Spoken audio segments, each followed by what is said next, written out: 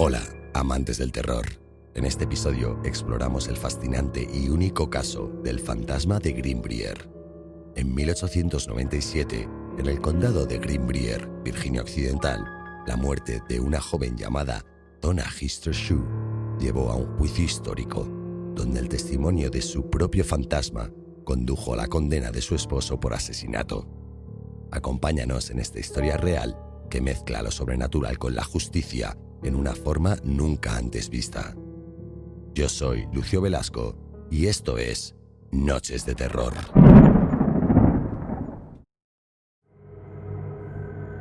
En las colinas onduladas de Virginia Occidental, donde el paisaje es tan sereno como aislado, se esconde una historia que ha sobrevivido al paso del tiempo.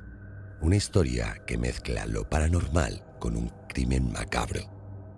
Es la historia de Donna Hister Shue, una joven cuyo trágico destino dejó una marca impresionante en la pequeña comunidad de Greenbrier y en la historia judicial de Estados Unidos.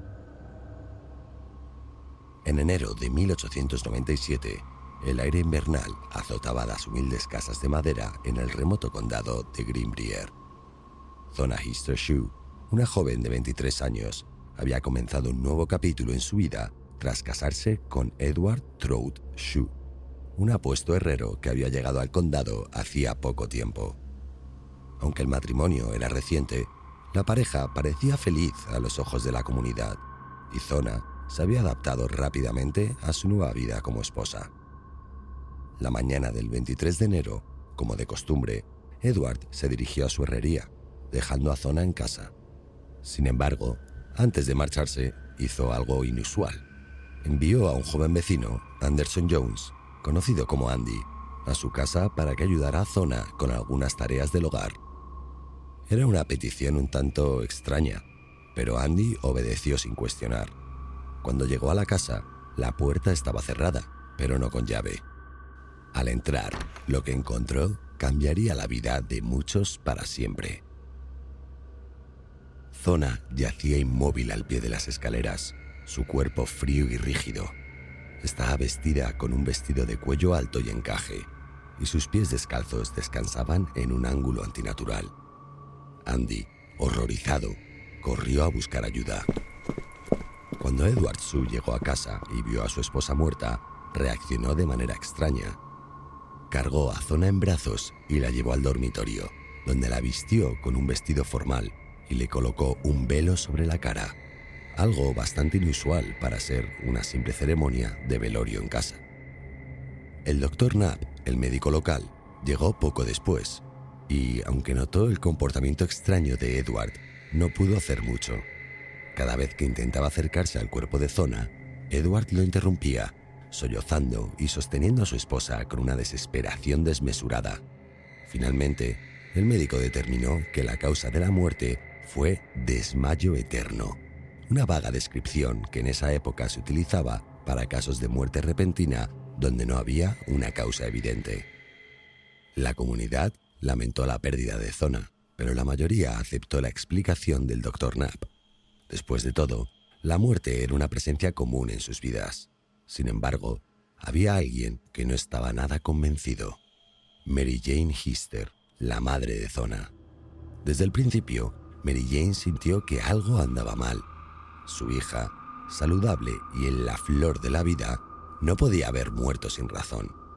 Las circunstancias de su muerte la inquietaban profundamente, pero fue el comportamiento de Edward lo que despertó sus sospechas más oscuras. Después del funeral, Edward colocó una bufanda alrededor del cuello de Donna, insistiendo en que era su prenda favorita y que debía ser enterrada con ella. Durante el velorio, su comportamiento fue errático. No dejaba que nadie se acercara demasiado al cuerpo de su esposa y en un momento incluso apoyó su cabeza sobre varias almohadas, diciendo que eso le daba comodidad.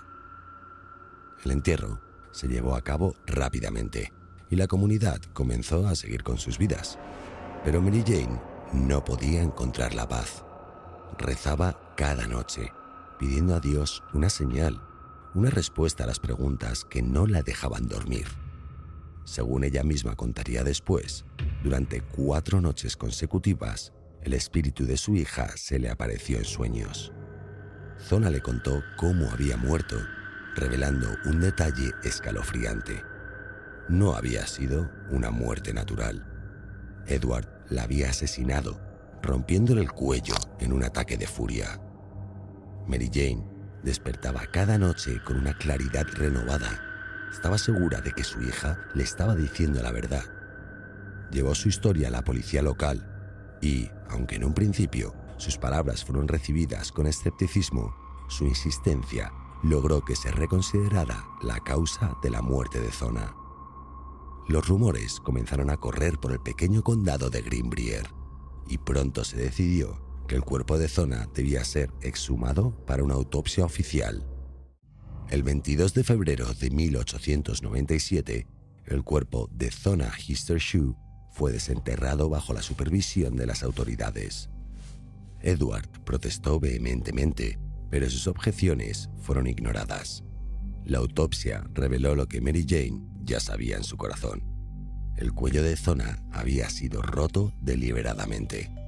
Había marcas de estrangulamiento en su garganta y signos claros de que su tráquea había sido aplastada. El veredicto fue claro. Zona había sido asesinada. Con esta evidencia, Edward Shue fue arrestado y acusado de asesinato. Pero aunque la prueba forense era contundente, aún quedaba el juicio donde había que demostrar que Edward era culpable. El arresto de Edward Trout Shue conmocionó a la pequeña comunidad de Greenbrier. La revelación de que Zona Histershoe había sido asesinada y que el asesinato había sido descubierto gracias a la aparición de un espíritu se propagó rápidamente, convirtiéndose en el tema central de conversación en todo el condado. La exhumación del cuerpo de Zona y la posterior autopsia habían revelado lo que muchos temían. Su muerte no había sido un accidente ni un desmayo eterno, como se había declarado inicialmente, sino un acto de violencia deliberada. Edward Shue, que hasta el momento había mantenido un perfil bajo en la comunidad, fue arrestado y llevado a juicio bajo la acusación de asesinato. Sin embargo, el caso presentaba un desafío singular para la fiscalía. Aunque la evidencia forense era clara en cuanto a la causa de la muerte, el hecho de que la investigación hubiera sido motivada por una serie de sueños o visiones sobrenaturales era un territorio inexplorado para el sistema judicial. El juicio comenzó en junio de 1897 en el Tribunal del Condado de Greenbrier. Desde el inicio, quedó claro que este no sería un juicio común. La pequeña sala del tribunal estaba abarrotada de curiosos, vecinos y reporteros que habían llegado de diferentes regiones para cubrir lo que se estaba anunciando como un juicio fantasma.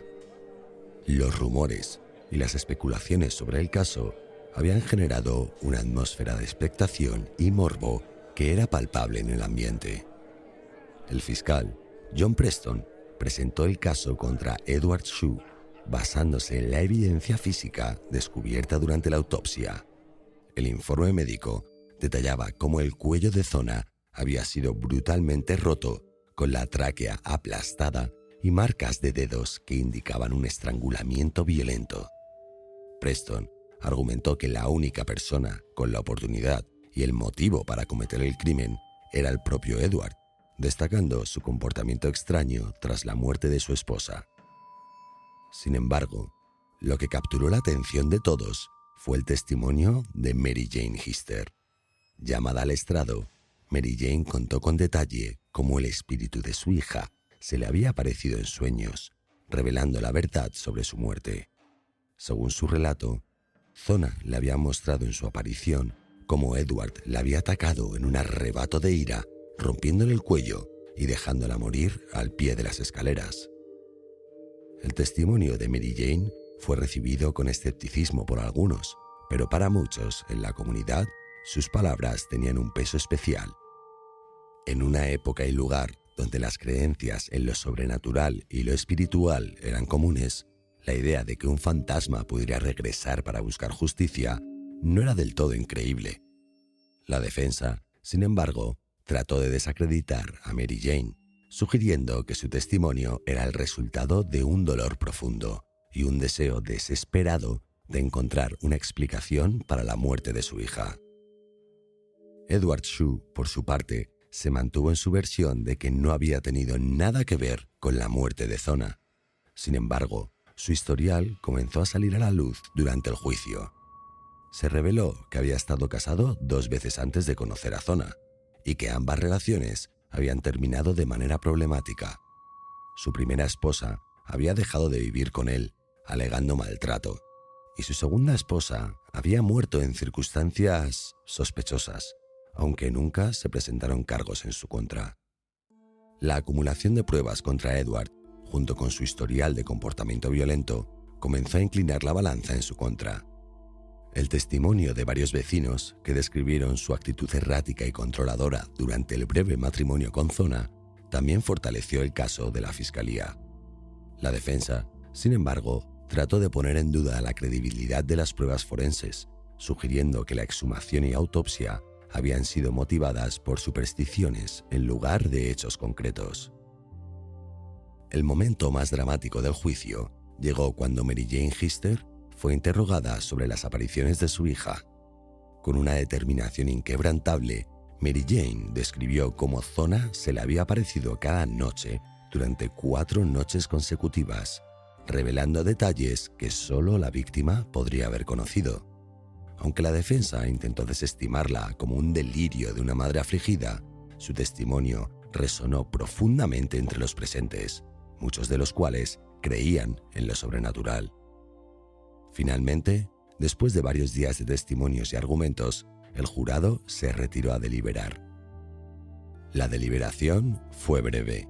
En pocas horas, Edward Trout Shue fue declarado culpable del asesinato de su esposa, Zona Hister Shue. Fue condenado a cadena perpetua y enviado a la penitenciaría estatal de Virginia Occidental en Moundsville, donde murió 3 años después de complicaciones relacionadas con una epidemia de sarampión. Aunque Edward había sido condenado por pruebas físicas y testimonios, fue el testimonio sobrenatural de Mary Jane Hister el que quedó grabado en la memoria colectiva. La creencia de que un fantasma había regresado desde el más allá para exponer a su asesino se convirtió en una parte integral de la leyenda de Greenbrier, un caso que mezcló lo tangible con lo intangible de una manera que pocos podían ignorar.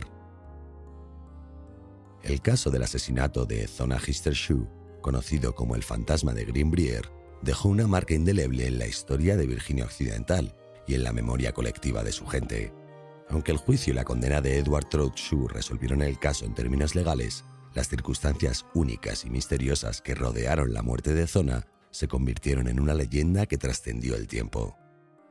Después de que Edward fuera sentenciado a cadena perpetua, Mary Jane Hister volvió a su vida, marcada por el dolor de perder a su hija, pero con la satisfacción de haber hecho justicia, al menos en parte. Su testimonio sobre las apariciones de Zona fue debatido durante años, tanto en los círculos legales como en las conversaciones cotidianas. Para muchos, la historia de Mary Jane fue una prueba de que el amor de una madre puede trascender incluso la muerte, y que la verdad, por más oscura que sea, siempre encontrará la manera de salir a la luz. El caso se hizo famoso por ser el único en la historia judicial de Estados Unidos donde el testimonio de un fantasma, según se cree, llevó a la condena de un asesino.